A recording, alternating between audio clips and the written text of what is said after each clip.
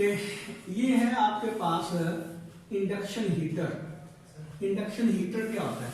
ये एक गिलास या इंसुलेटेड किस्म की एक शीट होती है, इसके नीचे जो है वो कॉइल होती है, इस तरह इसके नीचे जो है वो कॉइल होती है और इसको जोड़ दिया जाता है किसके साथ भी?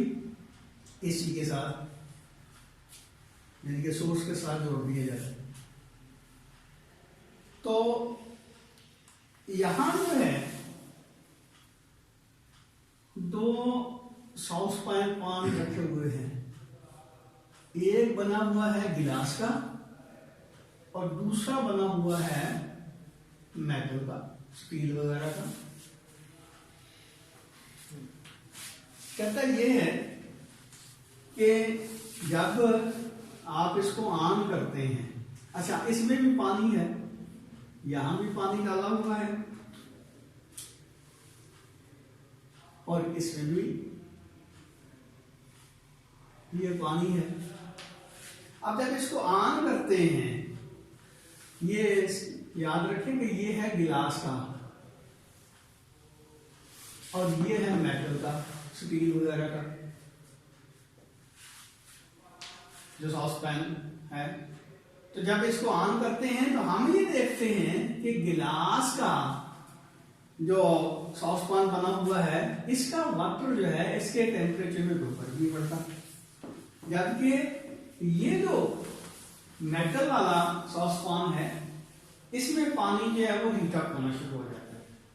तो उसकी क्या वजह हो सकती है?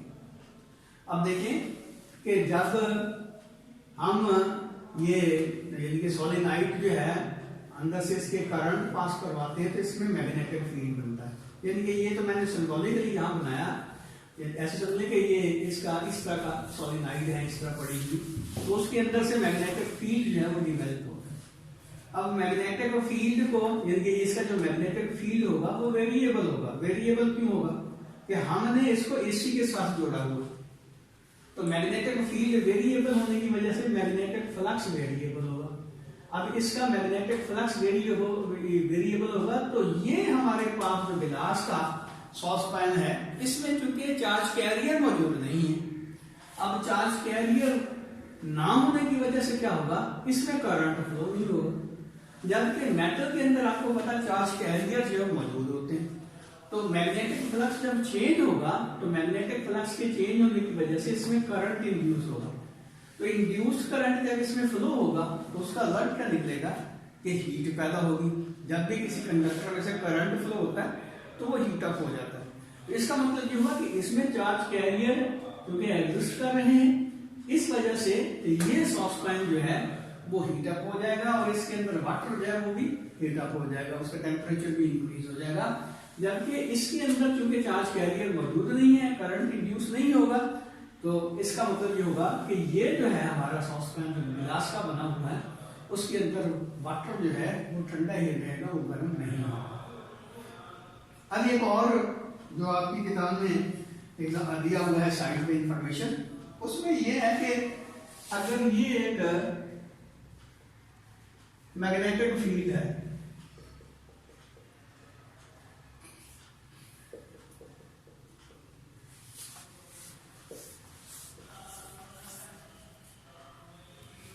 ये जो मैग्नेटिक फील्ड है इसके अंदर एक रिंग जो है हम फेंकते हैं, ड्रॉप करते हैं वर्टिकली। ये रिंग जो है मेटल का है, ये रिंग है बिल्कुल। तो ये यहां से लेकर ये कह लें कि ये ए पॉइंट है और ये बी पॉइंट है, ये सी पॉइंट है और इसी तरह ये डी पॉइंट है। यानी कि यहां से हमने इसको ड्रॉप किया तो ये इन पोजीशन में से गुजरता हुआ यहां पे पहुंच गया है, डी पॉइंट के ऊपर पहुंच गया। अब इन सिचुएशन में पहली बात तो ये कि कौन से जो प्लेसेस होंगी जहां पे इसमें ईएमएफ इंड्यूस होगा, एक बात। और दूसरी बात है कि जो इसमें करंट इंड्यूस होगा उसकी डायरेक्शन क्या होगा। तो ये दो चीजें जो हैं दोनों हम डिस्कस करते हैं। ये देखिए, जब तक ये रिंग जो है वो out of the magnetic field होगा तो इसका मैग्नेटिक फ्लक्स 0 के बराबर होगा। मैग्नेटिक फ्लक्स जीरो होगा, मैग्नेटिक फ्लक्स में चेंज भी नहीं आएगी। क्यों? बी जो है मुस्तकिल जीरो के बराबर, यहां से यहां तक बी की वैल्यू जीरो ही रहती है। जब बी की वैल्यू जीरो होगी तो मैग्नेटिक फ्लक्स में इसका जीरो रहेगा। मैग्नेटिक फ्लक्स में चेंज नहीं हो रही, इसमें ईएमएफ भी इंड्यूस नहीं हो रहा है कार्नोट टू फैराडे लॉ, और ईएमएफ इंड्यूस नहीं होगा, इसका मतलब इसमें इंड्यूस करंट भी जीरो के बराबर होगा। लेकिन यहाँ क्या होगा, जब ये जस्ट एंटर हो रहा होगा फील्ड के अंदर, तो उस वक्त ये देखें इसका फ्लक्स चेंज हो रहा है, यानी कि जब ये बाहर था यहाँ पे था, इसका फ्लक्स जीरो के बराबर था। जैसे जैसे ये एंटर हो रहा है फील्ड के अंदर, इसका फ्लक्स जो है वो इंक्रीज होता जा रहा है। तो मैग्नेटिक फ्लक्स के इंक्रीज होने की वजह से क्या होगा, यानी चेंज जो मैग्नेटिक फ्लक्स होगा उसकी वजह से इसमें ईएमएफ इंड्यूस होगी। और आपको पता है ईएमएफ इंड्यूस होती है according to Faraday law, epsilon is equal to minus क्या कहते हैं कि n delta phi over delta T.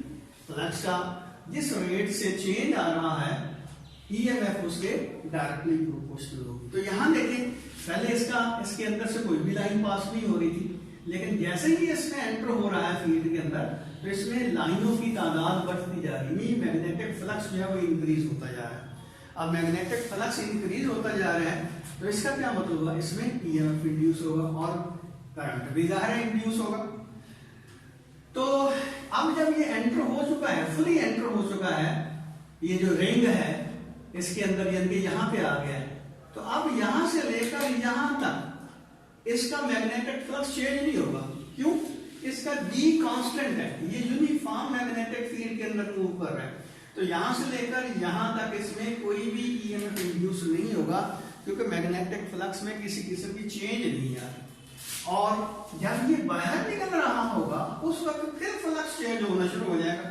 क्यों? पहले मैग्नेटिक फील्ड की वैल्यू मैक्सिमम होगी, जैसे जैसे ये बाहर निकलेगा मैग्नेटिक फ्लक्स जो है वो कम होता जाएगा, मीन इसके अंदर से जो मैग्नेटिक फील्ड की लाइनें हैं उनकी तादाद कम होती जाएगी। और बेलाखिर क्या होगा, जब ये रिंग पूरे का पूरा बाहर निकल जाएगा तो डेफिनेटली क्या होगा कि इसमें इसका फ्लक्स जो है फिर जीरो के बराबर हो जाएगा। यानी कि ये ट्रांजिशन पीरियड है, मैग्नेटिक फील्ड यहाँ पे मैक्सिमम और यहाँ पे मैग्नेटिक फील्ड इसका जीरो के बराबर, और यहाँ मैग्नेटिक फ्लक्स रिंग का मैक्सिमम, यहाँ मैग्नेटिक फ्लक्स जीरो के बराबर। तो फिर चेंज इन मैग्नेटिक फ्लक्स की वजह से इसमें ईएमएफ इंड्यूस होगा और इसमें करंट भी इंड्यूस होगा। और जब ये बाहर निकला है तो जाहिर फिर भी बी की वैल्यू कांस्टेंट रही है। तो ये बातें अब मेरी हमें समझ आ गई होगी कि जब तक ये आउट ऑफ द फील्ड होगा, मैग्नेटिक फ्लक्स जीरो होने की वजह से ईएमएफ इंड्यूस नहीं होगा और करंट भी जाहिर इंड्यूस नहीं होगा। जैसे जब ये एंटर हो रहा होगा उस वक्त करंट इंड्यूस होगा और उसी वक्त ईएमएफ भी इंड्यूस होगा। लेकिन जब ये फुली एंटर हो गया है, अब फिर इसमें करंट की वैल्यू जीरो के बराबर, यानी इंड्यूस करंट की वैल्यू जीरो ही रहेगी। अब दोबारा जब ये बाहर निकलेगा उस वक्त इसमें ईएमएफ इंड्यूस होगा, लेकिन जब बाहर निकल जाएगा पूरे का पूरा तो डेफिनेटली फिर भी इसमें ईएमएफ इंड्यूस नहीं होगी। अब रही बात ये कि यहाँ इंड्यूस करंट की डायरेक्शन क्या होगी और यहाँ इंड्यूस करंट की डायरेक्शन क्या होगी, इसको हम दो तरीके से एक्सप्लेन कर सकते हैं। सिंपलेस्ट मेथड क्या है? सिंपलेस्ट मेथड ये है कि जब ये एंटर हो रहा है तो इसका मैग्नेटिक फ्लक्स इंक्रीज हो रहा है, लेकिन इंड्यूस्ड करंट जो है उसकी डायरेक्शन कुछ यूं होगी कि वो उस फील्ड को अपोज करेगा। मीन ये देखिए, यहां हमने कहा कि मैग्नेटिक फील्ड की डायरेक्शन जो है इनवर्ड है, तो जाहिर है इसमें जो इंड्यूस्ड करंट पैदा होना चाहिए उसकी वजह से जो मैग्नेटिक फील्ड हो उसकी डायरेक्शन जो है अब हमारी तरफ होनी चाहिए, यानी कि इस प्लेन जो है व्हाइट बोर्ड का प्लेन है उससे अवे होनी चाहिए, हमारी तरफ हो। तो इसका क्या मतलब होगा कि इसमें जो इंड्यूस्ड करंट होगा उसकी डायरेक्शन ये होगी, क्यों? थंब जो हमारी तरफ आना चाहिए। मैंने पहले भी बताया था कि जब किसी भी सोलेनॉइड में या लूप के अंदर करंट फ्लो होता है तो हम मैग्नेटिक फील्ड मालूम कर सकते हैं by using right hand rule. जिस डायरेक्शन में करंट फ्लो हो रहा है उसी डायरेक्शन में अपने राइट हैंड की उंगलियां जो उसको कर्ल करते हैं, तो थंब जो है वो एन पोल को शो कर रहा है, तो ये एन पोल बनेगा। तो एन पोल इस तरह लाइनें जो हमारी तरफ आनी चाहिए, इसका मतलब इधर एन पोल होगा और दूसरी तरफ में एस पोल होगा। तो इसका क्या मतलब हुआ कि जब ये एंटर हो रहा होगा तो इसमें जो करंट की डायरेक्शन होगी वो ये होगी, ये इंड्यूस करंट की डायरेक्शन होगी। और इसी तरह ये इसके अंदर जब आ गया करंट खत्म हो गया, और जब ये बाहर निकलेगा तो आप देखिए करंट पहले मैग्नेटिक फील्ड जो है या मैग्नेटिक फ्लक्स ज्यादा था, अब मैग्नेटिक फ्लक्स कम होता जा रहा है।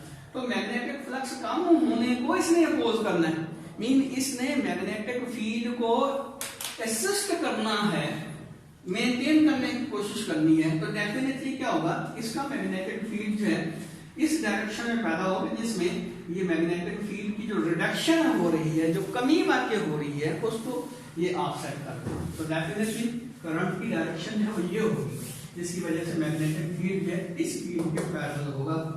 इसका मतलब क्या हुआ कि यहाँ जो है करंट की डायरेक्शन ये होगी। तो ये बड़ा इंपॉर्टेंट किस्म का क्वेश्चन बनता है कि जब ये इसमें एंटर होगा करंट की डायरेक्शन ये होगी, और ये क्या है एंटी क्लॉकवाइज।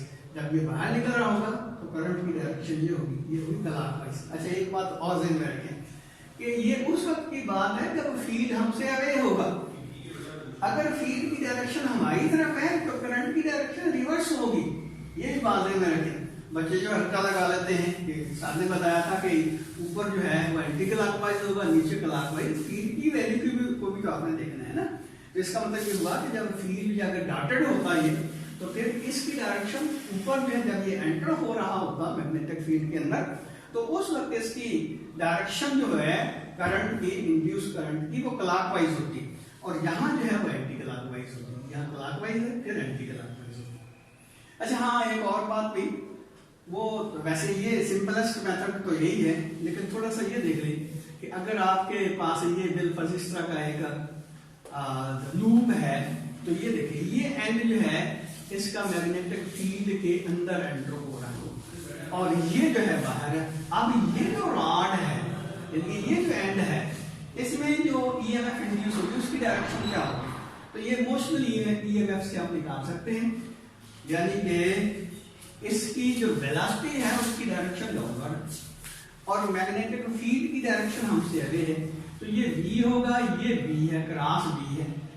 तो नतीजा क्या निकलेगा कि ये v है, ये v है। आपको पता है कि फोर्स जो लगती है चार्ज कैरियर के ऊपर q v क्रॉस v के इक्वल होगी।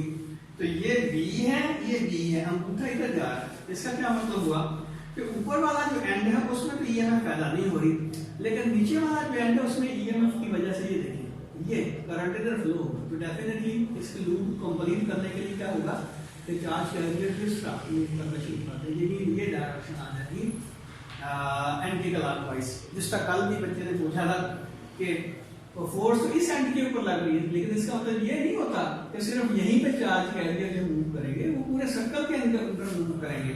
ये बिल्कुल करंट को समझने की कोशिश करें। पहले भी हमने 12 ये डिस्कस किया कि ये देखिए कि अगर आपके पास एक पाइप है, मेरे पास ये ऐसे पाइप है, चलो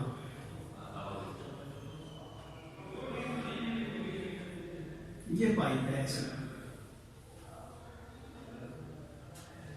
तो हम क्या करते हैं इसमें जो है ना इसकी ये बॉल जो है बिल्कुल भरी हुई है, ये यहाँ तो जाहिर है ये वर्टिकल आपको नजर आ रहा है, हम इसको हॉरिजॉन्टल लेते हैं इस तरह, ताकि इसका जो ग्रेविटेशनल का इफेक्ट जो है वो इग्नोर हम कर सकें। तो याद रखें कि इसमें कह लें कि ये हम हॉरिजॉन्टल यानी टेबल के ऊपर जो है हमने पाइप लिया हुआ है, और इसके अंदर ये स्टील बॉल है, इस तरह ये बॉल्स हैं सारी एक दूसरे को टच किए हुए हैं। तो क्या होगा ये देखिए एक बॉल नहीं जो है हम यहां से इसमें एंटर करते हैं, अब हम तो यहां से एंटर कर रहे हैं ना, लेकिन उसका इफेक्ट क्या होगा कि ये सारी की सारी बॉल जो है मूव करेगी, और ये बॉल जो है जब ये इसमें एंटर होगा तो ये बॉल यहाँ से बाहर निकल जाएगी। हम क्या करेंगे इस बॉल को फिर एंटर करते हैं, तो इसके एट द सेम टाइम सारी की सारी बॉल्स मूव कर देंगी, ये बॉल फिर एक बॉल बाहर आ जाएगी। तो हम क्या करते हैं इसको पुश करते हैं सिर्फ एक बॉल को, तो उसके नतीजे के तौर पे ये सारी की सारी बॉल जो है मूव करती है। तो ये समझ लें कि ये चार्ज कैरियर हैं, उनको एक तरफ से कुछ मिलता है तो पूरे के पूरे कंडक्टर के अंदर चार्ज कैरियर जो मूव करना शुरू कर देते हैं। इसलिए यहाँ देखें कि हमने सिर्फ यहाँ से बॉल को पुश किया तो पूरा सर्कल उसने रोटेट कर दिया है, यानी कि हर बॉल जो है एक स्टेप जो है वो आगे निकल गई है। तो बाहर इसमें ये देखें इसकी डायरेक्शन जो होगी करंट की वो होगी एंटी क्लॉकवाइज। अब यहाँ क्या होगा, यहाँ जो है यही लूप जब बाहर निकलेगा तो क्या होगा ये देखिए ये लूप जो है इतना इसके अंदर है और ये बाहर है। अब ये जो एंड है इसकी जिनकी दिशा की तरफ आ रहा है ना, तो इसकी ये वेलोसिटी है v, तो ये v है, ये v है। इसका मतलब ये है कि करंट की डायरेक्शन अब ये होगी। जब ये होगी तो क्या होगा, ये देखिए इसमें करंट इस तरफ फ्लो होगा, तो रिजल्ट क्या निकलेगा, इसमें क्लॉकवाइज डायरेक्शन में करंट फ्लो होगा। अब इसके अंदर क्या होगा, यानी कि अगर यहां से देखते हैं तो क्या होगा, ये देखिए अब ये जो हमारे पास एंड है इसमें करंट की डायरेक्शन ये, और ये जो एंड है इसमें करंट की डायरेक्शन ये, दोनों ही एंड के अंदर करंट। ये देखिए एक बात और भी ध्यान में रखना कि ये जो एंड है वो नीचे की तरफ आ रहा है ऐसे, तो ये v की डायरेक्शन, ये v की डायरेक्शन, फोर्स इधर, ऊपर वाला भी नीचे की तरफ आ रहा है, तो ये v की डायरेक्शन, ये v की डायरेक्शन, फोर्स की डायरेक्शन इधर। और ये जो एंड है दोनों, इसमें किसी किस्म का ईएमएफ इंड्यूस नहीं होगा। वजह क्या है, वजह ये है कि इसमें देखिए जो वो कल वाली बात हमने कही थी, यहाँ चार्ज कैरियर के परपेंडिकुलर फोर्स लगती है, इसलिए ना इस एंड के लिए ईएमएफ पैदा होगा ना इस एंड में, इसमें होगा और इसमें होगा। लेकिन ये दोनों ईएमएफ या दोनों इंड्यूस करंट है, दूसरे अपोजिट नहीं है। ये जो है इस डायरेक्शन में करंट को फ्लो कराने की कोशिश करता है, इस एंड के अंदर जो करंट इंड्यूस होता है या ईएमएफ जो इंड्यूस होती है, और ये जो है इस डायरेक्शन में, तो नेट करंट किसके बराबर होगा, जीरो के बराबर। इसका क्या मतलब होगा, हम दोनों तरीकों से इसको एक्सप्लेन कर सकते हैं, इस तरह भी कर सकते हैं, यानी कि यहाँ पे करंट जो है उसकी डायरेक्शन ये होगी, यहाँ पे करंट की डायरेक्शन ये होगी, यहाँ करंट फ्लो नहीं होगा। या वो जो पहले मैंने कहा कि आप लेंज़ लॉ से इसको एक्सप्लेन कर सकते हैं कि इसकी डायरेक्शन जो हो क्या होगी। तो हाँ, ये एक और बात होगी आपको दिखाएंगे इंशाल्लाह, वो होता है क्लैंप एम्पेयर मीटर, जिसको इंडक्शन एम्पेयर मीटर कहते हैं। इंडक्शन एमीटर ये जो वापडा वाले होते हैं, आपने देखा होगा, वो एक क्लैंप सा जो है वो मीटर जो है होता, उसके साथ एक इस तरह लूप होता है, वो सिंगल वायर के ऊपर वो उसको क्लिप करते हैं, तो वो करंट जो है वो देख लेते हैं कि कितना लोड है। यानी जाहिर है जब हम का लोड की वैल्यू बात करते हैं तो वोल्टेज तो कांस्टेंट है, 220 वोल्ट ही आ रही है, लेकिन जब करंट ज्यादा होता है तो इसका मतलब लोड ज्यादा होता है, करंट कम होता है तो लोड कम होता है। तो आमतौर पर हम करंट को कह सकते हैं कि ये लोड है, लेकिन डेफिनेटली लोड जो है वो एनर्जी जो हम कंज्यूम कर रहे हैं वो होती है। क्योंकि वोल्टेज की वैल्यू कांस्टेंट है तो करंट वेरी करता है, तो करंट जब ज्यादा होगा तो इसका मतलब लोड ज्यादा हो गया, करंट कम होगा तो लोड की वैल्यू कम होगी। तो वो इंडक्शन एमीटर से ये करंट ही मेजर करते हैं, जिससे पता चल जाता है कि लोड ज्यादा है या लोड कम है। तो उसमें भी यही होता है, उसमें वो मैं इसलिए ला के दिखाऊंगा आपको कि ये जो लूप होता है ना, ये तो नीचे वो मीटर उसका, और यहाँ इस तरह का लूप होता है ऐसे ऐसे, यहाँ वो लैंप सा होता है, ये वो पुश बटन होता है, जब वो दबाते हैं तो ये खुल जाता है, तो तार इसके अंदर से पास होती है। जब सिंगल वायर इसके अंदर से पास होगी, और ये है एसी, एसी में क्या है कि करंट जो है, जिस कल हमने जनरेटर पढ़ा था कि करंट जो है वेरी करता है, करंट के वेरी होने की वजह से ये होता है क्या कहते हैं कि आयरन स्ट्रिप्स का ये लूप होता है, इनके इसके अंदर जो है लोहे की स्ट्रिप्स होती हैं, और वो यहाँ जब इसको बंद करते हैं तो ये एक दूसरे के साथ जुड़ जाती है, तो ये एक लूप बनता है, सॉफ्ट आयरन जो स्ट्रिप्स हैं उनका ऐसे लूप बनता है। तो जब इसमें से एक तार पास होती है तो जाहिर है उसमें करंट जो है वो फ्लक्चुएट करता है, ये जीरो से मैक्सिमम की तरफ, मैक्सिमम से जीरो की तरफ, और फिर ये ऐसे ये करंट जो है टाइम के साथ साथ चेंज होता जा रहा है, जीरो से मैक्सिमम, फिर जीरो, फिर नेगेटिव, फिर जीरो। तो ये वेरिएशन जो आती है करंट में, उसकी वजह से इसका जो मैग्नेटिक फील्ड है वो चेंज होता है। यानी कि कंडक्टर का जो मैग्नेटिक फील्ड है आपको पता है कि ये आई जो है वो प्रोपोर्शनल होता है, सॉरी बी जो है वो प्रोपोर्शनल होता है आई के, तो हमने वो पढ़ा था B is equal to mu naught over 2 pi I over R. तो करंट फ्लक्चुएट करेगा तो इसका बी फ्लक्चुएट करेगा, इसका मैग्नेटिक फील्ड फ्लक्चुएट करेगा तो मैग्नेटिक फ्लक्स चेंज होगा, मैग्नेटिक फ्लक्स के चेंज होने की वजह से इस लूप के अंदर ईएमएफ इंड्यूस होती है और यहाँ करंट इंड्यूस होता है, उसी करंट को वो एमीटर जो है वो मेजर करता है। तो जिससे पता चल जाता है कि करंट ज्यादा है या करंट कम है। याद रखिए, जब करंट ज्यादा होता है तो उसका एम्पलीट्यूड बढ़ जाता है, करंट कम होता है तो एम्पलीट्यूड की वैल्यू कम होती है।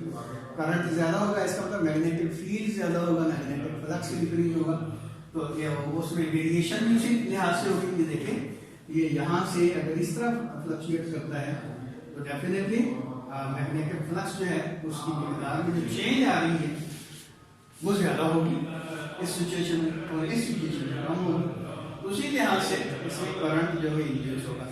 तो कोई क्वेश्चन आपने पूछना है तो